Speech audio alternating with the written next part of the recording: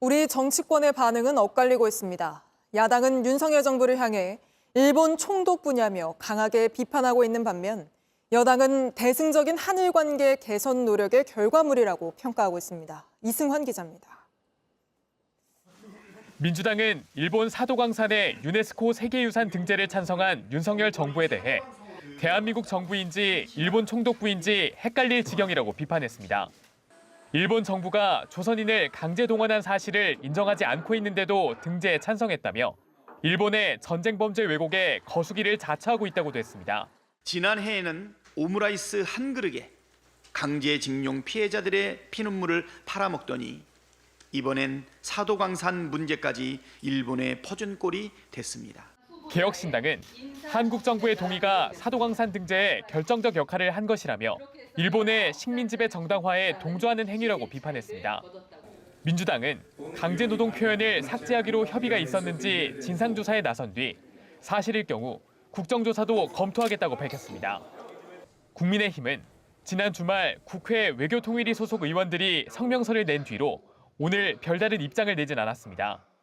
성명서에선 우리 정부가 일본의 실질적 조치를 이끌어냈다면서 이번 합의가 대승적 한일 관계 개선 노력의 결과물이라고 평가한 바 있습니다. 다만 여권 내부에서도 유승민 전 의원이 조선인 1,500여 명이 강제 동원돼 강제 노역을 했다는 역사적 사실이 제대로 기록되지 않았다고 지적하는 등 비판의 목소리가 나왔습니다. JTBC 이승환입니다. 티몬 위메프 사태의 배후로 지목된 구영배 큐텐 대표가 약 일주일 만에 처음으로 입장을 내놨습니다. 사태를 수습하기 위해 자신의 재산 대부분인 큐텐 지분을 내놓겠다고 밝혔는데 하루도 지나지 않아 조금 전 법원에 기업 회생을 신청했습니다. 진짜 피해자를 구제하겠다는 건지 진정성 논란도 일고 있는데 먼저 정아람 기자가 보도합니다. 티몬 위메프 사태가 눈덩이처럼 커질 때도 계속 침묵을 이어오던 모 회사 큐텐의 구영배 대표가 오늘 첫 입장을 냈습니다.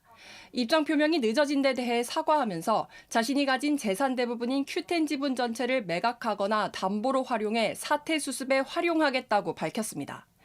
또 소비자가 티몬과 위메프로 입은 피해는 약 500억 원으로 추산했습니다. 구 대표는 유동성 마련을 위해 최선을 다하겠다는 입장이지만 판매사 피해 규모는 제대로 파악조차 못한 데다 구체적인 자금 조달 방안도 내놓지 못했습니다. 그런데 오늘 오후 티몬과 위메프가 법원에 기업 회생을 신청했습니다. 오전만 해도 대표의 사제 출연까지 언급했다가 불과 몇 시간 만에 기업 회생을 신청하면서 앞뒤가 안 맞다는 비판도 나옵니다. 실제 회생 절차가 개시될진 미지수인 가운데 이번 사태로 피해를 본 소비자들은 오늘 구 대표 등 회사 관계자들을 상대로 소송을 냈습니다. 지분이 매각될 수 있는 지분인가에 대해서 심각한 의문이 있고요. 그리고 이제 매각해서 만약에 피해 회복을 하더라도 그것은 사후적인 것이지 피해가 발생하지 않은 건 아니기 때문에 그 부분에 대해서는 어쨌든 저희가 이렇게 형사 절차를 계속 받는 방향으로 가고. 검찰도 검찰총장 긴급 지시에 따라 전담 수사팀을 꾸리고 수사에 들어갔습니다. JTBC 정아람입니다.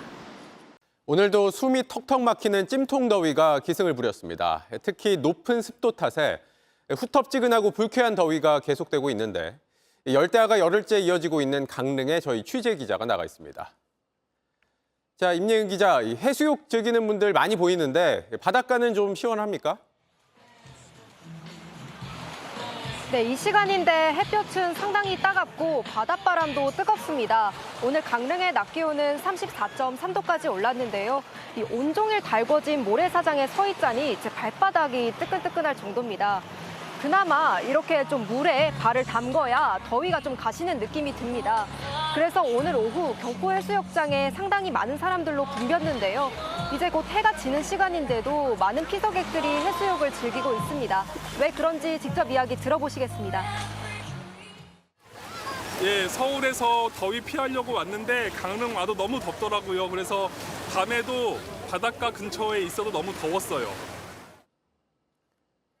네, 강릉은 열대야가 계속되고 있는데 지난밤에도 무척 더웠죠? 네, 강릉은 벌써 열흘째 열대야가 이어지고 있습니다. 보시는 것처럼 어젯밤 강릉과 속초에는 최저 기온이 30도를 넘어갔습니다. 이른바 초열대야인데요. 이 정도까지는 안 되더라도 전국 곳곳에 25도를 넘는 열대야 더위가 이어졌습니다. 올해 전국 평균 열대야 일수는 7일입니다. 근래 가장 더웠던 여름으로 꼽히는 2008년 같은 기간보다 많습니다. 이 낮밤 가리지 않는 한증막 더위는 당분간 이어질 것으로 보입니다. 네, 이렇게 더위가 계속되다 보니까 피해도 늘어나고 있죠. 네, 보통 장마 기간 끝나면 굉장히 덥다고 알려져 있는데요. 벌써 온열 질환자 1,000명에 가깝습니다. 이 사람만 더운 게 아니라요. 폭염으로 폐사된 가축만 11만 마리입니다.